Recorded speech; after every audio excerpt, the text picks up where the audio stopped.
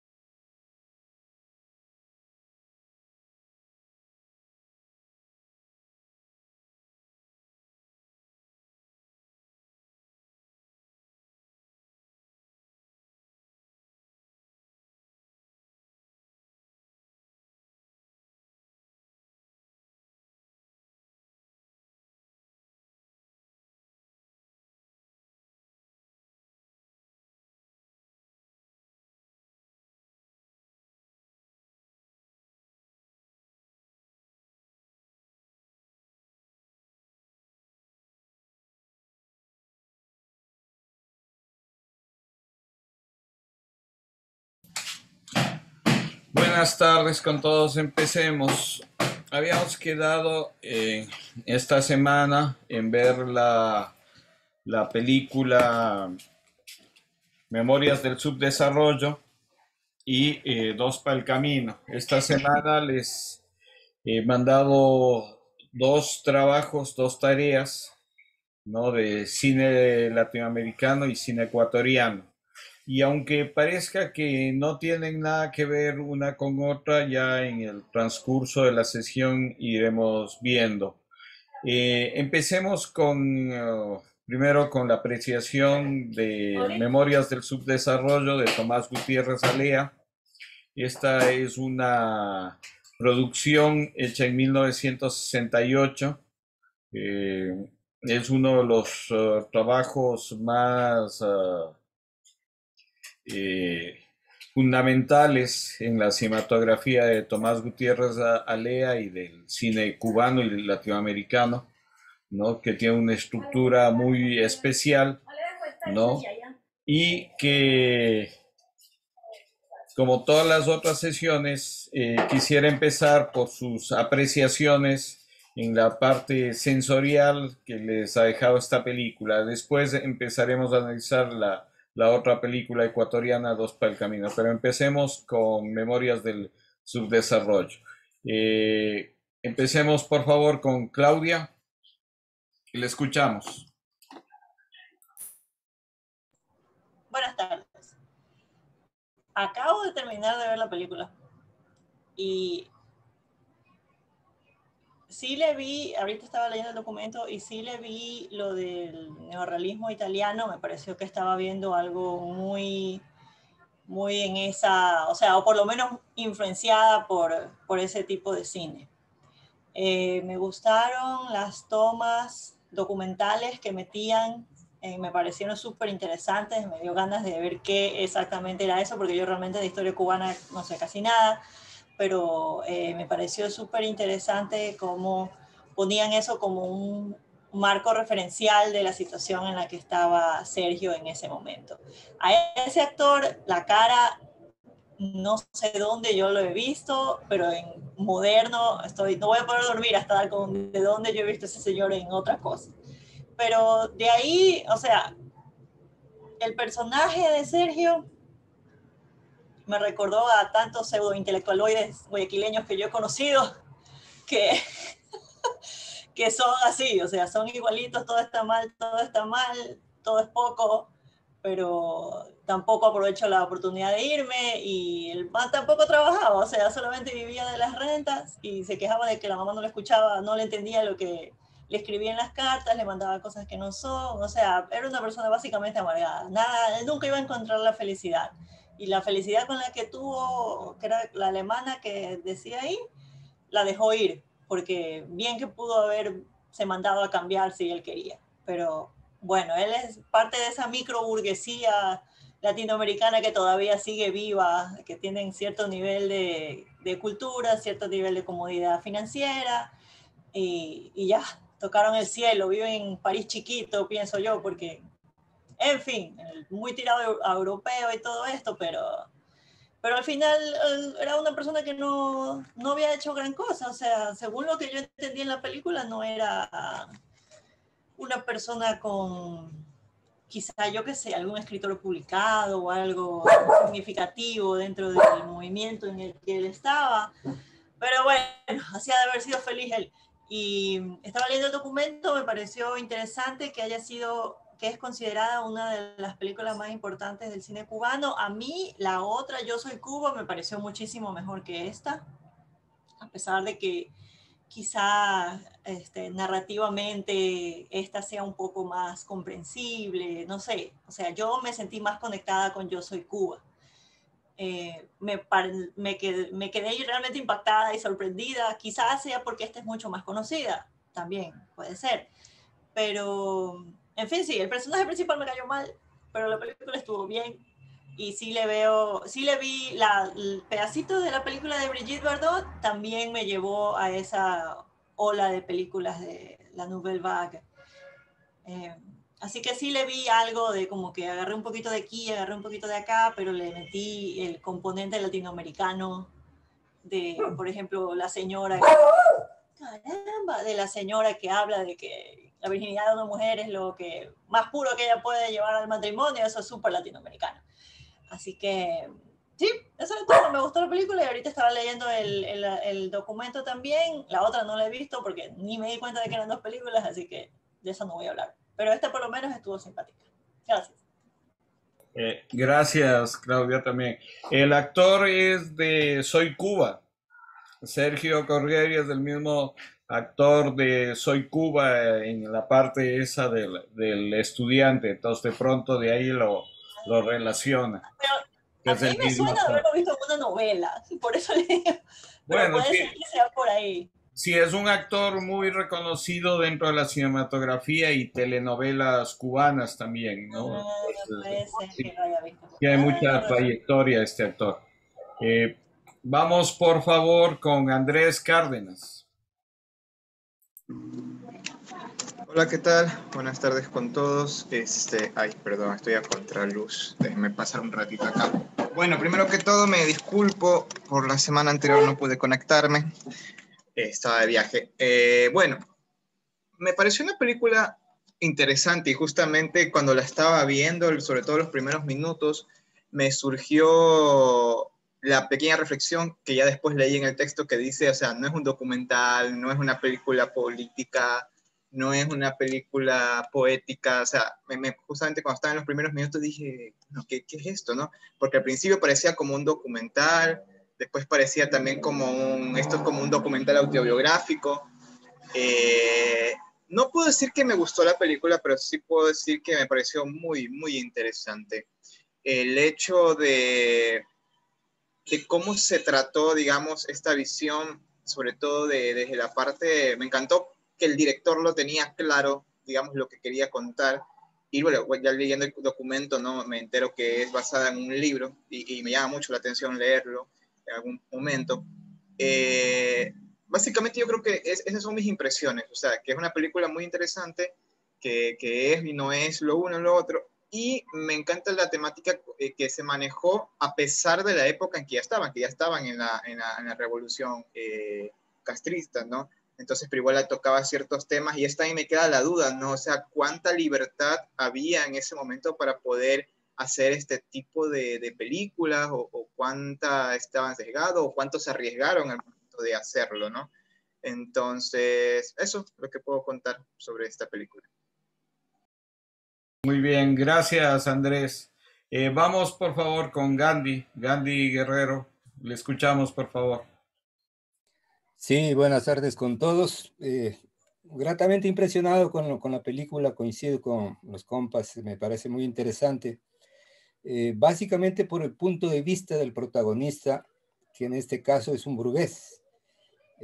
Se aspira a que la película que loa, que lanza flores y glorifica la revolución, sería la película que represente a Cuba. Sin embargo, esta es una película que ciertamente cuestiona aquella de la indiferencia de una clase burguesa que estaba en Cuba, pero que sin embargo vivía en Europa, no vivía realmente en ninguna parte porque no se identificaba con el proceso, pero tampoco hacía nada por cambiarlo, no fugó a Miami, que era su opción, y que vivía Hola, en esa burbuja. Maestro, buenas noches con todos. Buenas. En esa burbuja indiferente a la situación económica, por ejemplo, porque tenía sus rentas propias y podía sobrevivir hasta que le incautaron sus bienes y sus departamentos. Un mujeriego empedernido que igual tenía estos conflictos interiores en cuanto a encontrar su felicidad, su complemento, su pareja. Y también este punto de vista de indiferencia al entorno, ¿no? Entonces deambulaba por las calles de La Habana sin sentido, sin identificarse con un proceso revolucionario en auge, pero tampoco sin salir de él, o optar por una postura de contrarrevolución. Entonces, sí me llamó muchísimo la atención esta trama en cuanto a apreciar el punto de vista de una clase social que ciertamente fue, si se quiere, golpeada por este proceso revolucionario y que, en mi supuesto, pues no estaba catalogada como aquello que pregona y que propicia, que hace propaganda a la revolución. Interesante la historia, la trama, basada básicamente en una novela que ciertamente llama mucho la atención. Muchas gracias. Gracias Gandhi también. Vamos con Juan, por favor. Buenas tardes. A ver, la película, la verdad, yo ya la conocía, yo ya la había visto, incluso he investigado sobre ella, investigado sobre el ICAIC, sobre Tomás Gutiérrez también, y bueno, la volví a ver ahorita, me gusta, me parece una gran película, y sí, o sea, lo que yo más encuentro, porque lo he conversado también en otros lados, de que muchos dicen que es más parecido al neorrealismo italiano, pero yo le encuentro cosas de la Nouvelle Vague, pero ahí, inclusive este fotograma que aparece en el documento, ya, se me hace muy similar a otro fotograma que está en Pierrot el Loco de Godard, ¿no? Cuando se está besando a ella, lo mismo cuando Belmondo besa a Ana Karina. ¿Ya? Entonces, eso también, hace poco, no sé poco, pero dentro de este año me vi Hiroshima Mon Amour, que también se me hizo parecido aquí con esta mezcla de documental o hasta la memoria, y también leyendo el texto, dice, bueno, no he visto casi nada, mejor dicho, sobre el cinema verité, pero sí he escuchado, he leído algo sobre Jim Rouse, sobre justamente esa crónica de un verano, Entonces dice como que también en el texto lo comparan un poco, mencionan también que podía ser similar a lo que es el cinema verité. Pero me quedo un poco con lo que dice, ¿no? Lo que dice en el texto, que casi no se debería encasillar tanto a esta película o buscarle tal vez de encontrarlo, ponerla dentro de un género, sino tal vez verla y disfrutarla como lo que es. Esta película que sí, muchos dicen que sería la más importante de Tomás Gutiérrez Alea. Yo no sé, creo que entre Fresa y Chocolate y esta saldría la mejor película de él.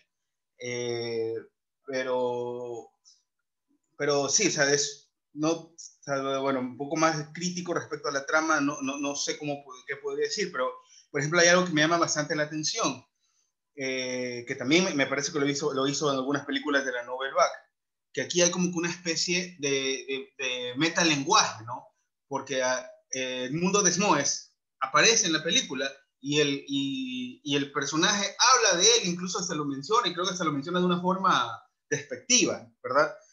Entonces, no, eso me parece algo o sea, que es muy chévere, muy bacán, que sí lleva a esta película a ser considerada de verdad una de las mejores que se podían haber hecho acá. Ahora, un poco sobre la historia. Sé que la película fue hecha después del desembarco en Bahía de Cochinos, ¿cómo es que se llama? Sí, después de ese, el desembarco de Bahía de Cochinos. Se me está escapando el nombre ahorita de todo lo playa. Bueno, entonces, en sí la película, también hubo una conversación que tuve sobre si la película pretendía o no ser política, o más bien ser como que una especie de apolítica. Si este personaje, al fin de cuentas, que pueda ser visto de una manera positiva o negativa, pero lo que sí se buscaba era sentir como que lo que se sentía la Habana o en sí el pueblo cubano justamente después de la revolución, ¿no? Porque despuésito de la revolución, estamos hablando de inicios del 60, creo que la película trata en el 61, si no me equivoco, ¿no? 61, 62, no me acuerdo bien.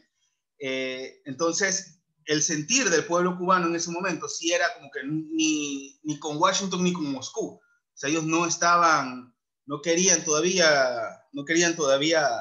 tener como que una postura política tan fija en ese momento, ya sea para lo que sea, ¿no? Pero de todas formas, por las intervenciones de Estados Unidos después, como digo, el desembarco de Cochino, fue que ya se fueron hacia el lado soviético. Entonces, ese personaje como que trataba de decir interpretar el pensamiento común del ciudadano de La Habana, del ciudadano cubano, ¿no? Que sí, que quería o no quería salir. ¿Ya? Y eso creo que es una temática recurrente a lo largo de todas las películas cubanas producidas por el ICAIC, ¿no? Ahorita se me viene a la mente una, por ejemplo, Juan de los Muertos, que es sobre zombies en La Habana, y el personaje al fin de cuentas hace que se vayan sus familiares, pero él se queda en La Habana infestada de zombies, ¿no? Creo que una temática recurrente porque si hay otras que también me recuerdo, incluso el mismo Ofrece Chocolate, tiene que ver lo mismo, como que me voy, no me voy, y al final el héroe se termina quedando. Y en sí, el ICAIC, a pesar de que haya nacido dentro de la revolución, por la revolución, dentro de las políticas de Fidel Castro y sí del partido, no sé la verdad cómo se llama, el Partido Socialista o Comunista Cubano, no sé, pero aún así mantiene su independencia y es lo que ha hecho que Cuba tenga grandes películas, ¿no? Y muy variadas. Otra que recomendaría es Vampiros en La Habana, que tiene sus películas de dibujos animados, ¿no? Y se encuentran en YouTube, toditas están en YouTube. Cualquier película, bueno, no cualquiera, pero muchas películas cubanas que piensen, busquen en YouTube y ahí las van a encontrar. O sea, la verdad es muy bueno el cine cubano y es fácil acceder a él. Gracias. Gracias, Juan. Sí, Memorias del Subdesarrollo personalmente es una de las películas de cine latinoamericano que más me gustan a mí eh, por toda su estructura, por todo lo que plantea también, por toda su creatividad. Esto de incluir tomas documentales dentro de la ficción, tomas documentales reales, ya se lo ha utilizado, pero el, eh, es interesante conocer el proceso del realizador, cómo fue creando esto. Yo les he preparado un par de documentales, de entrevistas, perdón, al director, que son muy cortas, para entender este proceso de creación de Memorias del Subdesarrollo que me parece muy interesante. Les voy a proyectar esto y enseguida seguimos conversando, por favor.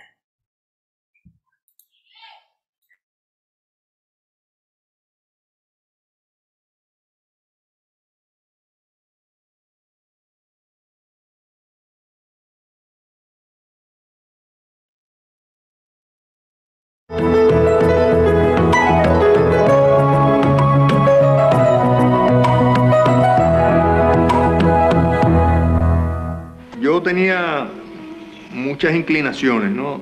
Como tú has dicho, ¿no? Por la música, por la literatura, por la pintura, incluso por la cosa manual, la mecánica, la carpintería, los trucos de magia. Todas esas fueron las cosas que poblaron mi niñez. Realmente tenía una aparente dispersión. Sin embargo, todo eso se sintetizaba en el cine. Y el día que tuve por primera vez una camarita de 8 milímetros en las manos, ya fue la revelación, la certeza de que eso es lo que yo iba a hacer. Titón ha sido y será uno de los artistas más universales que ha dado Cuba. No solo como cineasta, como intelectual en sentido general, su trabajo ensayístico, de lo que significa el arte, de lo que significa el cine. Hicimos escritos, hicimos reuniones, hasta que decidimos hacer algo concreto. Y así surgió la idea de hacer el documental El Mégano, que hoy está considerado como el hecho histórico, que a partir de ahí parte el concepto del nuevo cine cubano.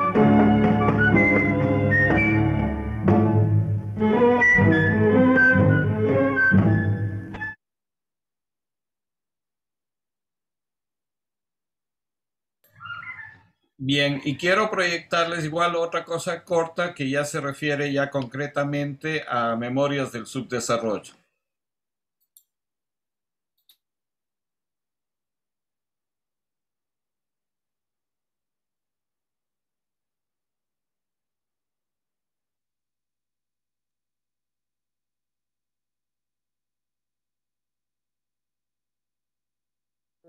Había estudiado en Italia en el año 51 en el Centro Experimental de Cinematografía. Allí coincidí con Julio García Espinosa, que ahora preside el Instituto de Cine.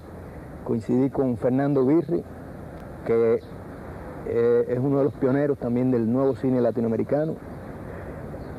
1 o 2 años después, también pasó por aquella escuela García Márquez, que preside ahora funda el nuevo cine latinoamericano. Es decir, allí se han formado algunos cineastas latinoamericanos y entre ellos yo. Memorias del Subdesarrollo fue estrenada en 1968. Es la 5ª película que yo realizo. Viene después de La muerte de un burócrata. Pero ustedes verán que es totalmente distinta. La muerte de un burócrata era una sátira, una comedia de humor negro. Esta, en cambio, es una película que, a pesar de que tiene una dosis de humor, es un humor mucho más delicado. Y es una película que invita a la reflexión sobre la realidad de aquellos momentos. Es decir, la realidad, digamos, de unos años después del triunfo de la revolución. Fue, claro, una película un poco más pretenciosa, más ambiciosa, digamos, en la que, como yo había hecho La muerte de un burócrata, que había tenido un gran éxito, yo fui contra ese crédito de popularidad y decidí hacer una película en la que no importaba en absoluto si tenía éxito de público o no. Realmente, para mi sorpresa, a pesar de que se trata de una película aparentemente difícil, compleja en su estructura, fue una película que tuvo una gran acogida tanto en Cuba como en el extranjero. Yo diría que es una de las películas cubanas que más se ha visto y que más popularidad ha tenido fuera de Cuba. El guión está en una noveleta de Edmundo Desnoes. Una noveleta, una novela corta que Edmundo escribió en aquella época de un tirón, como una necesidad muy visceral. Yo la leí de un tirón y una vez que cerré la última página, lo llamé por teléfono y le dije que la quería hacer, lo cual era casi una locura, porque es una narración siempre en primera persona, casi todo es un monólogo interior, y que no suena nada la posibilidad de su traslado al cine. Sin embargo, eso como reto fue lo más interesante, ¿no? Nos pusimos a trabajar el guión. Yo creo que es interesante realmente la forma como decidimos acometer este trabajo. Fue muy fácil, los dos estábamos en la misma onda y por lo tanto el trabajo avanzó muy fácil, pero siempre hicimos un guión abierto, un guión que dejaba la posibilidad de incorporar todos los elementos que fueran apareciendo a partir de todo el periodo de prefilmación, filmación e incluso de sonorización de la película, porque el guión de la película podemos decir que se terminó con la sonorización.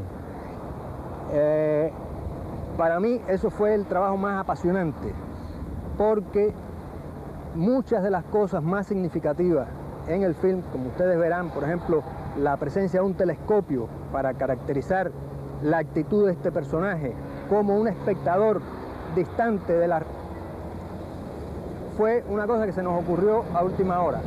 Y como esa, muchos otros momentos de la película que son significativos y que se ocurrieron durante el proceso de filmación, a veces incluso por accidente.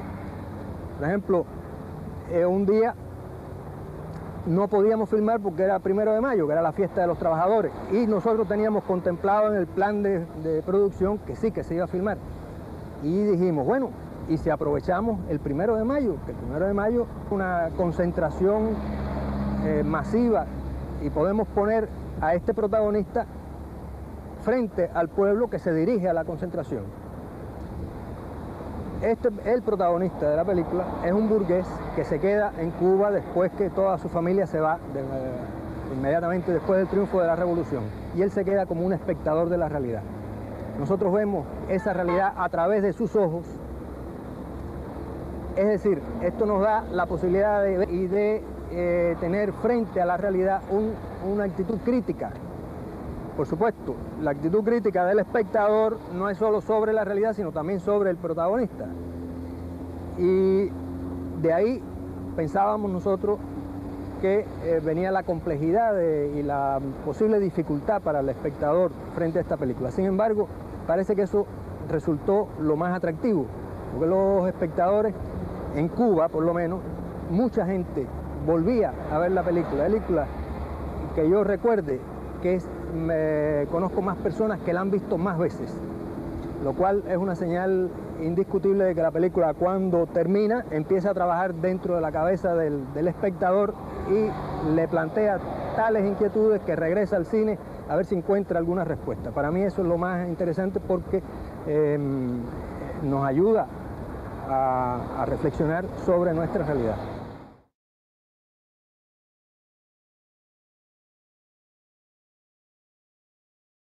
Bien, esta entrevista quería presentarles justamente para entender un poco el pensamiento del director Tomás Gutiérrez Alea. Es un director que ya falleció hace algunos años. Tuve el privilegio de haberlo conocido en Cuba, no fue mi profesor, pero sí lo conocí.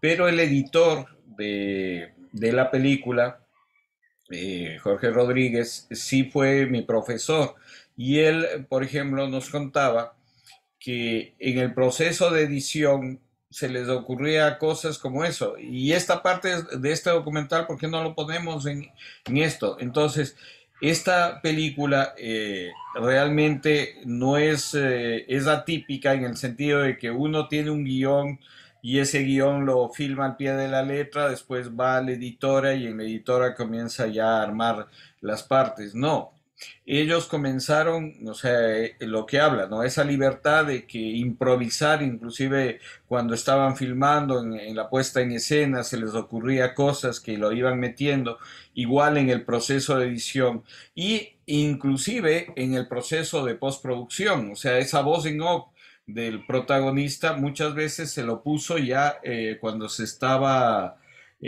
haciendo la postproducción de audio, ¿no? Se iba cambiando los textos. Entonces, eso lo hace muy, muy singular. Y otra característica del director, de Tomás Gutiérrez Alea, es que él siempre ha tenido una posición crítica. Si ustedes han visto o tengan la oportunidad de ver, por ejemplo, La muerte de un burócrata, hecha en 1965, es una crítica también al sistema, ¿no? Entonces, es una crítica a la burocracia que se iba creando en los orígenes de la revolución, esa burocracia que no permitía que las cosas cambien o se modifiquen. Y en esta, en Memorias del Subdesarrollo, también es una crítica, a pesar de que el protagonista es un burgués que se queda, pero sí hace una crítica a esa sociedad cubana que está empezando a desarrollarse dentro de este proceso revolucionario. Y lo que mencionaba Juan, Fresa y Chocolate, que es una de las obras cimeras, digamos, de este realizador, igual hace una crítica con respecto ya a la posición de la revolución con las personas de cierta orientación sexual. Entonces, siempre ha tenido él una posición crítica y yo creo que es importante esto en el arte, en la cultura, tener esa posición crítica, independientemente del sistema en donde se esté viviendo. Tomás Gutiérrez Alea nunca se fue de Cuba, ¿no? Siempre vivió ahí hasta su muerte. Defendía la revolución, pero era una persona crítica y yo creo que los intelectuales o los artistas siempre tienen que mantener esa posición crítica independientemente del régimen en el cual se esté viviendo políticamente. Bien, con esto abro nuevamente el debate para alguna persona que quiera intervenir, decir algo o hacer alguna pregunta con respecto a esta película, Memorias del Subdesarrollo. ¿Alguien quiere comentar algo o de pronto preguntar algo de esta producción?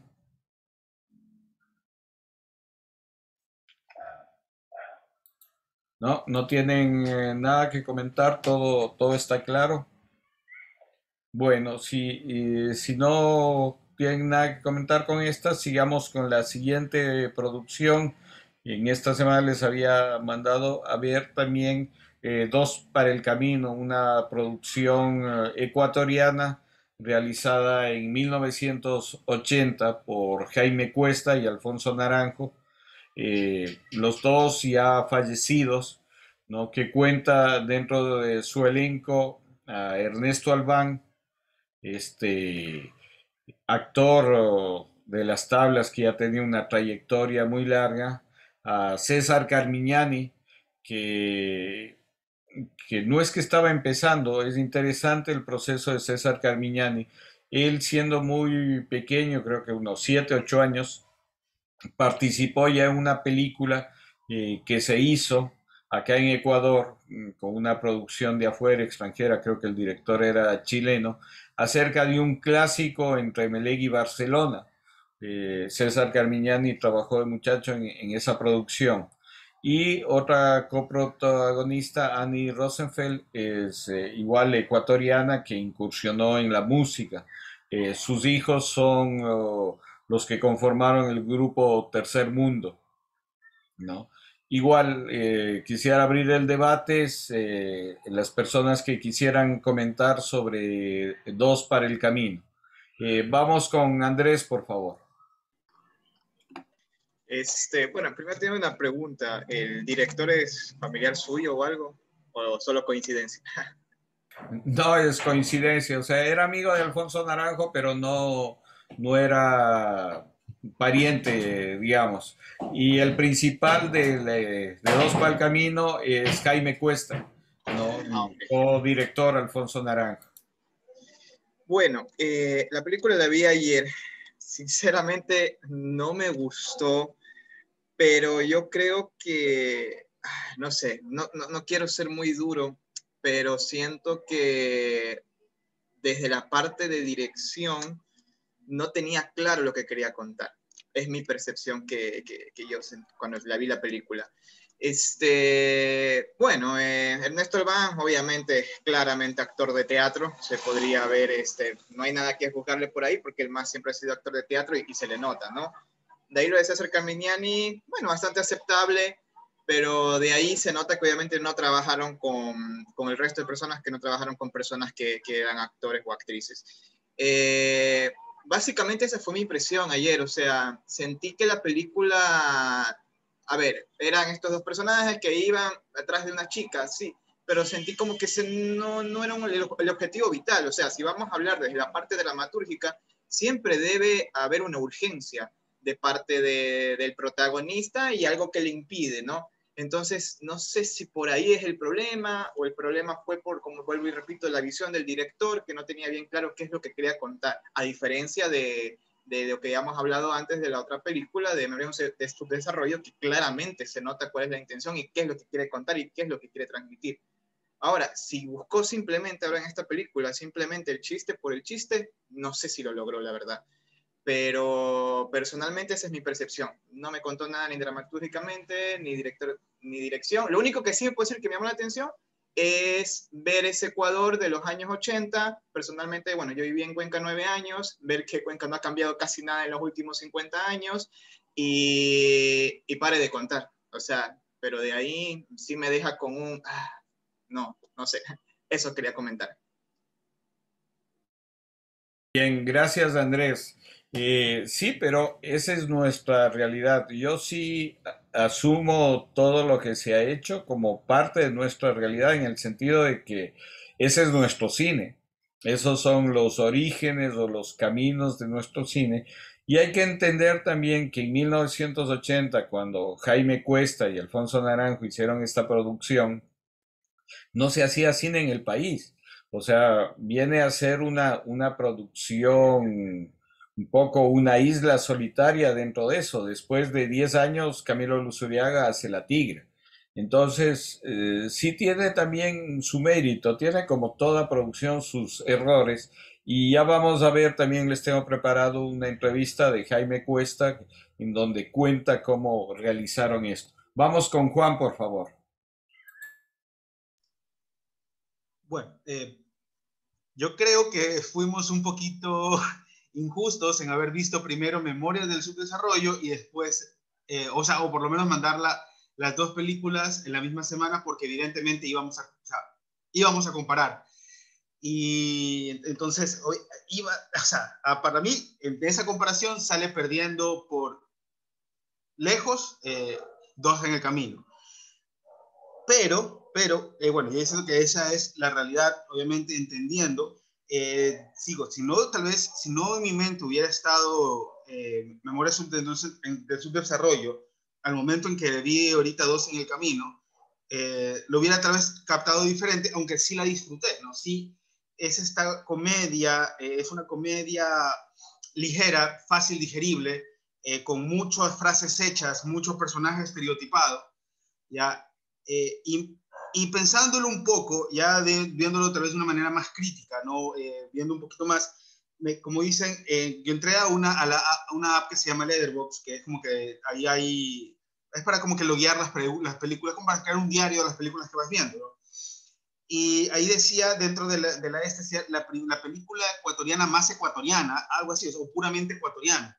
Lo que me dio a mí a entender que sí, como yo ahora que lo menciona, entonces es una película hecha totalmente en Ecuador, con todas las cosas hechas en Ecuador, cuando me imagino que había bastantes coproducciones, inclusive lo de Demetrio Aguilera, que grabó en México, grabó en Colombia, y no en el país.